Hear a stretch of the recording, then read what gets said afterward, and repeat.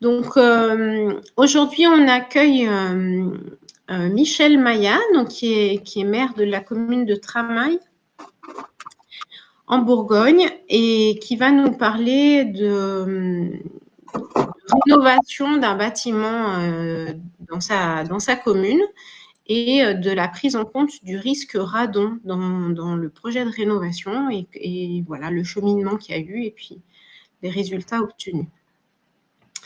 Donc, il y a Catherine Nolot, donc, qui est une collègue du CEREMA de l'agence d'Autun, qui a travaillé avec Monsieur Maya, qui participe aussi à la matinée, enfin à la réunion ce matin avec nous au café. S'il y a des questions techniques un petit peu, elle pourra y répondre.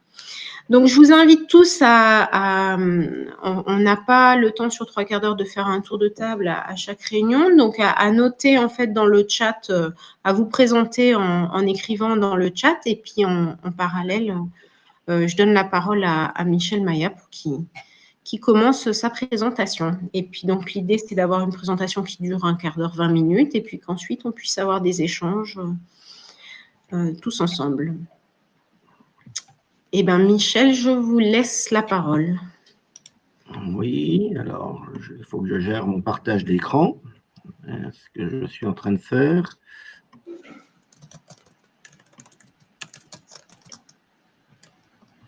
Voilà, donc je pense que vous voyez mon écran maintenant. Donc, commune de Tramail, c'est une commune d'un peu plus de 1000 habitants qui est située dans le bas de la Saône-et-Loire. Comme on le voit avec la petite flèche, c'est à peu près à mi-chemin, pas tout à fait, entre Lyon et Dijon. Nous sommes engagés dans une démarche de territoire à énergie positive depuis pas mal d'années. Et nous obtenons quelques résultats. En particulier, là pour l'instant, je suis assez fier de ne pas avoir d'augmentation de prix de l'énergie au niveau de ma gestion municipale. Nous avons eu à travailler pour cela sur la réduction de consommation d'énergie. Et dans la réduction de consommation d'énergie, il y a bien entendu les bâtiments. Alors là, je vais simplement faire un petit aparté sur le regroupement scolaire, puisque nous avions initialement une école primaire, une école maternelle relativement distante. Et comme on voit, l'école primaire était relativement loin de la salle des fêtes cantine et des équipements sportifs. Donc, ce que nous avons fait, c'est que nous avons fait une rénovation globale très forte de l'école maternelle pour y loger différents équipements et tout ramener, en fait, et faire une école élémentaire regroupée, comme on le voit ici. Donc ça, on a fait ce travail en lien déjà avec le CEREMA, en particulier sur la qualité de l'air intérieur, sur la ventilation. Donc, ça m'a permis, je dirais, d'avoir de bons contacts avec les collègues du CEREMA et puis d'envisager aussi d'autres collaborations, en particulier sur un autre sujet qui était la réhabilitation d'une ancienne gendarmerie pour en faire un collectif de 10 logements. Alors là, à nouveau, on est parti sur de la rénovation globale, de la rénovation très lourde, et on a envisagé donc de pratiquement ne garder que les murs et la toiture, mais de tout casser pour avoir des appartements qui soient traversants, nord-sud, au lieu d'appartements complètement orientés au sud ou au nord, comme on le voit dans la partie haute de la diapo. Donc, on a travaillé sur l'ensemble. On a surtout fait un chantier important avec de l'isolation extérieure, matériaux biosourcés. On a essayé de travailler sur le confort d'été. On a essayé de travailler sur tout ce qui concerne le bien-être. Et comme nous sommes en zone 3 radon, eh bien, il fallait aussi que l'on s'attaque à ce problème, même si nous n'avions pas une obligation réglementaire de travailler spécifiquement le problème. On a quand même décidé de regarder sur ce chantier la problématique du radon. Alors, comme on le voit, on a aussi installé des panneaux photovoltaïques, tout ça dans notre esprit donc de territoire à énergie positive. Alors, je passe un petit peu rapidement sur certaines diapositives, parce que j'en ai beaucoup, mais je tiens à préciser que vous aurez accès à l'ensemble des diapositives et que vous pourrez regarder ensuite plus précisément dans le détail ces diapositives. Donc l'accompagnement du CEREMA, ça a été un accompagnement vraiment très complet. Le CEREMA nous a expliqué un petit peu les enjeux au niveau de cette qualité de l'air intérieur, le fait que travailler sur une rénovation globale en veillant par exemple à l'étanchéité à l'air pouvait avoir des conséquences sur la concentration de polluants et en particulier de radon dans les habitats. Donc à partir de là, on a dit il faut que l'on fasse attention à ne pas augmenter cette concentration de radon. Et donc, il faut travailler sur la remédiation et puis aussi l'aération, la ventilation, le pilotage, expliquer aux habitants ce qu'ils doivent faire pour éviter d'avoir des appartements avec des concentrations trop élevées d'un gaz qui, radioactif, est aussi cancérigène. Donc, c'est quand même une problématique qui est à traiter, une problématique de santé qui est à traiter de partout. Donc, on sait qu'on a des seuils à respecter, il y a des possibilités de faire des enregistrements, et avec le CEREMA, eh bien, il y a eu justement des mesures qui ont été faites. Alors, je tiens à dire que le bâtiment était intéressant dans le sens où il était construit en deux époques différentes. La première époque, la première partie du bâtiment était directement posée sur terre-plein. La seconde partie était sur cave voûtée. Et là, on entrevoit dans la petite photo la cave voûtée et un capteur placé dans cette cave voûtée. Donc, c'était intéressant parce qu'on avait soit du terre-plein, soit quelque chose déjà de ventilé en sous-sol sur le même lieu. Donc, ça permettait de faire du comparatif et de regarder un petit peu comment le radon se positionnait un peu partout sur ce bâtiment. Donc, ce que nous avons fait, nous avons essayé d'étanchéifier l'interface entre le sol et le bâti. Donc, ça, c'était dans les travaux, je dirais, de remédiation, pour éviter ces remontées de radon et puis, bien entendu, travailler sur la qualité de l'air. Alors, quand je dis nous, c'est essentiellement le CEREMA qui a été missionné pour ça et qui a travaillé en amont je dirais, des travaux, puisque le CEREMA est intervenu auprès du cabinet architecte pour travailler sur les CCTP et apporter des préconisations au niveau des CCTP. Je me souviens en particulier que dans le CCTP de l'architecte, il était bien prévu un film plastique au niveau du sol avec un certain recouvrement. Le CEREMA est intervenu en disant attention, le recouvrement n'est pas suffisant. De plus, il faut scotcher ce recouvrement avec un scotch de telle qualité, etc. Donc, est intervenu dans la modification du CCTP pour vraiment apporter, je dirais, les bonnes préconisations. On a fait de nombreuses mesures et toutes ces mesures ont pu permettre d'obtenir des résultats. Et comme on a fait des mesures, je dirais, post-travaux, c'est-à-dire avec l'habitat en fonctionnement, eh bien, on a demandé l'autorisation aux locataires d'aller faire des mesures de radon. Ce qui, bien entendu, interpelle un petit peu les locataires parce qu'ils ne sont pas tous idiots et ils vont voir ce qu'est le radon sur Internet et puis là, gaz radioactif, donc ça les interpelle. Pourquoi monsieur le maire veut nous mettre dans des logements pleins de radon? Donc, l'idée, c'était aussi de les rassurer et de leur dire que nous avons tout fait pour justement limiter la concentration de radon et qu'ils aient des appartements sains. Et donc, ceci est terminé par une plaquette qui leur a été donnée au mois de septembre, début septembre. On les a invités à une petite réunion. Il y a eu des explications beaucoup plus complètes données par le CEREMA sur le radon. Et on leur a donné une plaquette et on leur a expliqué un petit peu tout ce qui avait été fait. Et puis, surtout, on leur a montré les mesures finales pour leur dire, vous voyez, nous sommes en dessous des seuils. Alors, il y a eu différentes points qui ont été élaborés et qui ont été traités. Il y a eu beaucoup de mesures qui ont été faites, des mesures qui ont été faites avant travaux, des mesures qui ont été faites pendant travaux et des mesures qui ont été faites post-travaux.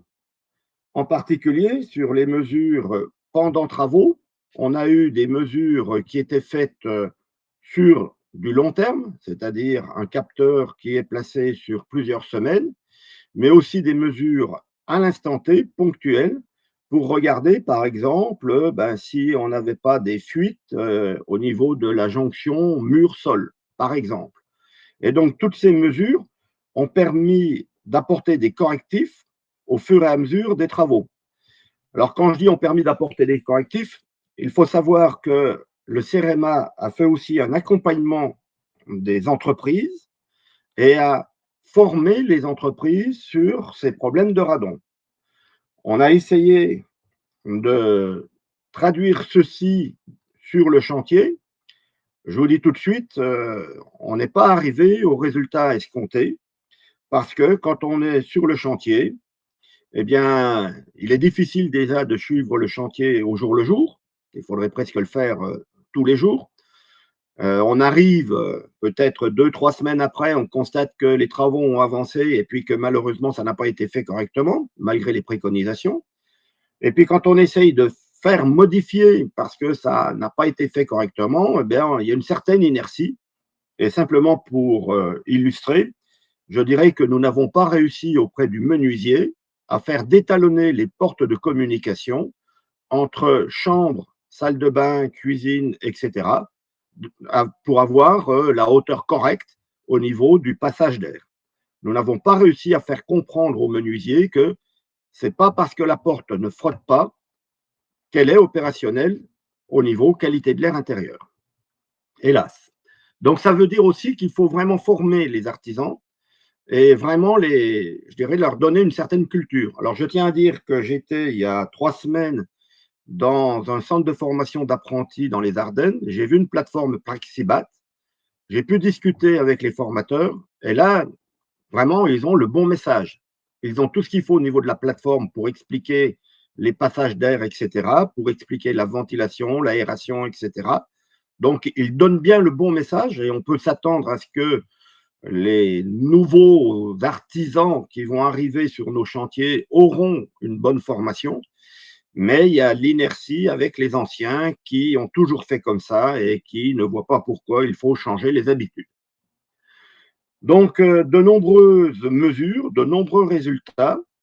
Il fallait regarder un petit peu partout, constamment dans le chantier, ce qui se passait, vérifier les ventilations, si on avait les bons débits, vérifier les entrées d'air, vérifier le passage des portes, etc. Je viens d'en parler. Ensuite, de nombreux points de mesure ont été faits un peu partout sur tous les étages, puisque c'est un bâtiment multi-étagé.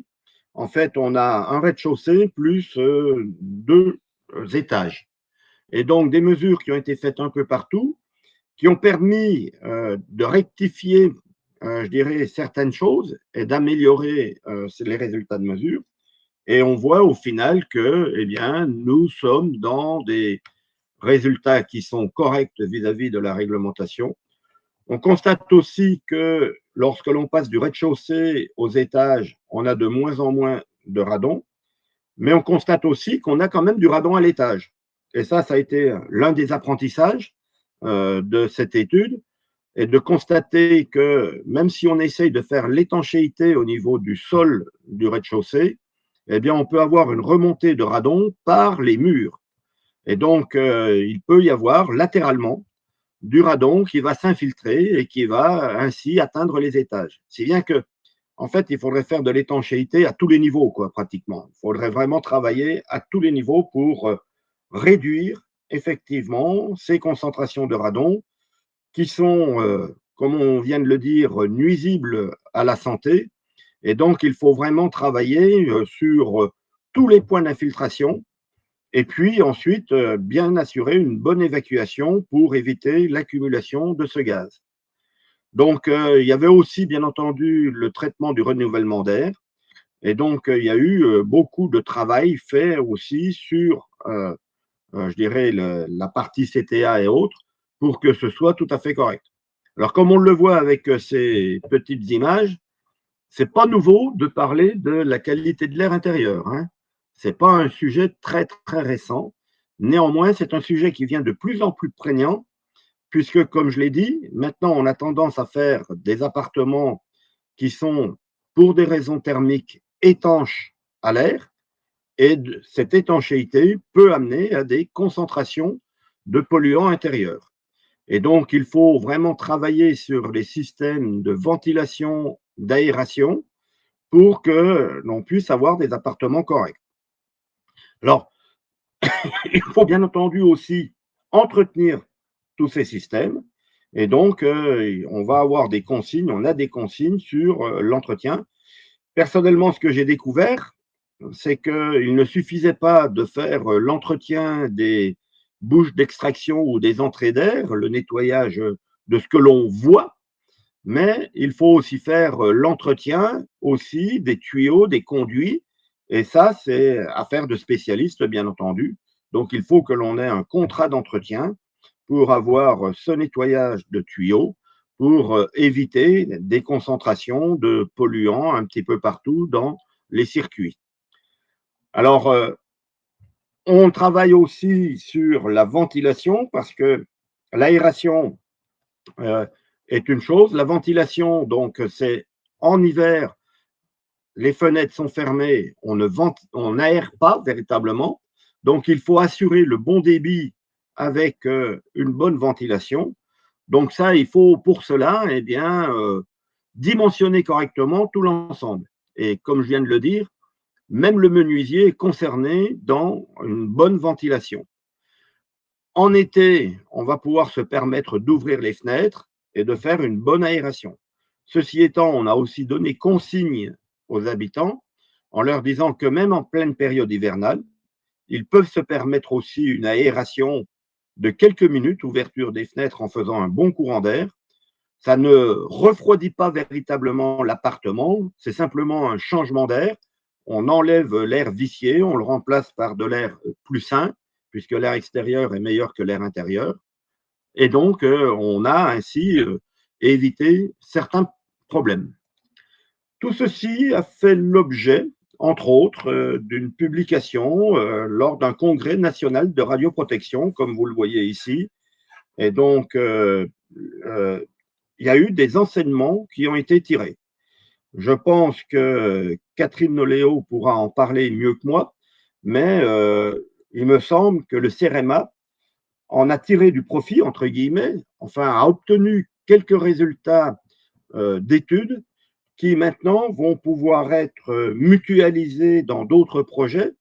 Ça améliore un peu la connaissance et c'était quelque part aussi un peu l'objet de cette étude un peu particulière sur du locatif, c'était de pousser assez loin les mesures, de regarder vraiment sur toute la chaîne, je dirais, d'élaboration du chantier, ce que l'on pouvait faire pour contrôler et remédier à ces émanations de radon. Voilà, donc je tiens à remercier le CEREMA, sincèrement, pour cet accompagnement. Je tiens à dire aussi que nous sommes une commune de 1000 habitants et que si nous n'avons pas à notre disposition un petit peu de technicité mutualisée, je nommerai le CAUE, l'Agence technique départementale, le CEREMA, si nous n'avons pas cet accompagnement technique pour une commune de 1000 habitants, eh bien c'est très clair, on ne fera jamais ces projets. On ne pourra pas les faire. Nous avons besoin, nous, de technicité. Alors, ça peut même être de la technicité juridique hein, sur les projets. Ça peut être de la technicité administrative, financière, bien entendu sur, comme on vient de voir, des points particuliers de chantier. Et puis, bon, comme il se doit, je vais aussi remercier nos financeurs, le département de Saône-et-Loire, la région Bourgogne-Franche-Comté et le préfet de Saône-et-Loire. Vous irez revoir à tête reposée le plan de financement de l'opération qui était d'1 700 000 €. pour 10 appartements. Donc, ça fait quand même une moyenne de 170 000 € par appartement, à peu près. Donc, c'est quand même pas rien. Eh bien, je tiens à dire que grâce au financement que nous avons pu obtenir, les loyers nous apportent annuellement une somme légèrement supérieure au remboursement de l'emprunt que nous avons dû faire pour le chantier. Donc, en définitive, c'est un chantier qui ne coûte pas à la municipalité, mais c'est un chantier qui a permis de mettre une dizaine d'appartements à des normes bien au-delà de la norme actuelle, en qualité thermique, qualité estivale et autres, et d'avoir, je dirais, un produit particulièrement intéressant. Voilà, je vous remercie pour votre attention et puis, eh bien, je vais arrêter le partage et répondre, si possible, à vos questions.